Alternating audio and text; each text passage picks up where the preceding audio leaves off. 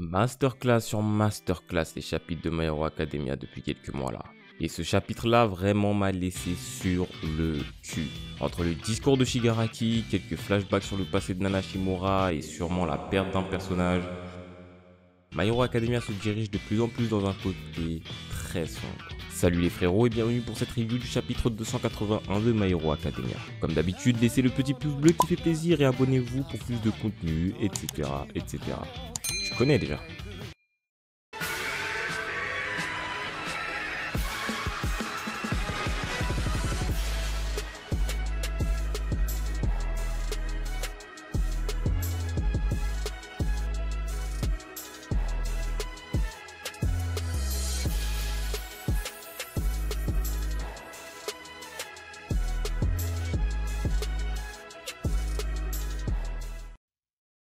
Le chapitre s'ouvre donc là où le dernier nous avait laissé.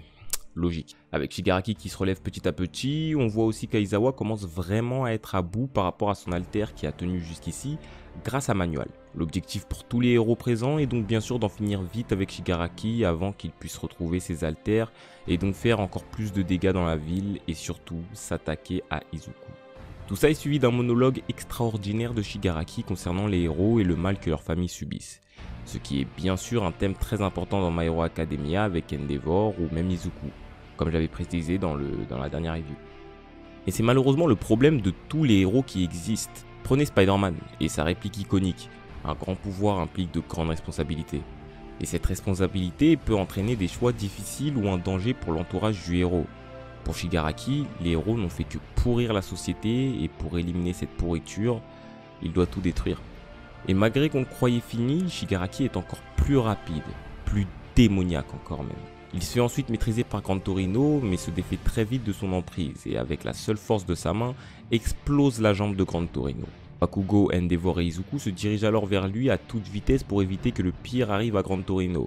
Et c'est durant cet instant que Gran Torino repense à Nana Shimura, le jour où elle a dû abandonner son fils pour éviter que All for One s'en prenne à lui. Son fils qui, si vous avez oublié, est le père de Shigaraki. Et durant ce flashback, une case est montrée où Gran Torino dit à Shimura « Notre choix était » sans que cette phrase puisse se finir. Cette phrase m'a donc laissé dubitatif parce qu'en effet le « nôtre » pourrait confirmer la relation amoureuse entre Gran Torino et Nana Shimura. Et du coup, ça serait un choix fait à deux, car il serait le père de Kotaro Shimura, et donc le grand-père de Shigaraki. Précisons que ce n'est qu'une théorie et que Gran Torino disait que Nana était sa meilleure amie.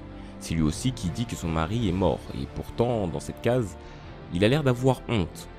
Honte car il ment sûrement à ce sujet. Il y a aussi le fait que Kotaro Shimura a des cheveux noirs avec quelques mèches blanches, la parfaite fusion de Nana et Sorahiko, aka Gran Torino.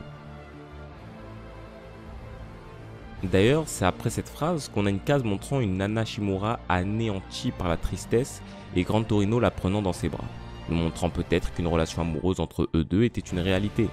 Mais encore une fois, deux amis proches pourraient très bien se prendre l'un l'autre dans les bras si l'un va mal. La case en dessous nous montre ensuite Gran Torino se faire transpercer par Shigaraki. Une mort qui n'est pas confirmée, mais dont beaucoup de fans y songeaient déjà à cause de certaines images où l'on pouvait voir Izuku avec la cape de Gran Torino, et même d'ailleurs le couteau d'Aizawa qui est la cible première de Shigaraki à cause de son alter. Donc si jamais Gran Torino est mort, peut-être qu'Aizawa est le suivant, à voir dans les prochains chapitres. Izuku laisse alors sa rage et sa tristesse prendre le dessus, mais Shigaraki continue de se diriger vers notre professeur, qui est toujours protégé à fond par les autres héros. Et alors que Izuku revient l'attraper grâce au Black Whip tout en lui serrant la gorge, lui dit qu'il ne le pardonnera jamais. Ce à quoi Shigaraki répond « Je ne compte pardonner aucun d'entre vous ». Et même après un sacré coup dans l'estomac, Izuku ne lâche pas prise et compte transformer cette rage qu'il a en puissance. Comme lui avait dit le cinquième possesseur du One for All et du Black Whip, Daigoro Banjo. Alors est-ce que cette rage fera enfin développer l'alter float de Nana à Izuku? Je l'espère bien, le combat sera beaucoup plus intéressant après. Et surtout, Izuku aura encore plus de chance de se battre à armes égales avec Shigaraki. Et alors que Endeavor compte mettre le coude grâce à Shigaraki, ce dernier nous rappelle qu'il possède la seringue développée par Kaishisaki et qui permet d'effacer l'alter d'une personne à tout jamais.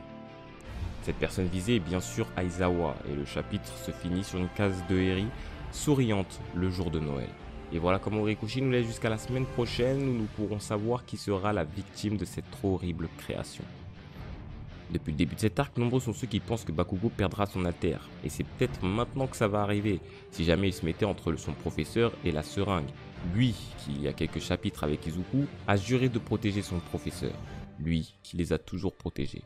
Peut-être aussi que ce serait l'un des élèves qui devait évacuer les civils comme Ochako ou Shoto, qui je suis sûr finiront par rejoindre Bakugo et Izuku. Ou alors ça serait Endeavor, le numéro 1 des héros ne serait plus rien. Tout comme le top 10 des héros nationaux d'ailleurs, qui sont presque tous dans un état critique. État critique qui pourrait leur faire arrêter leur activité de héros. Et ça c'est chaud. Alors une nouvelle ère de héros commencera. Une ère où le mal règne et où le futur serait entre les mains des apprentis héros de Yue. Voilà pour cette review.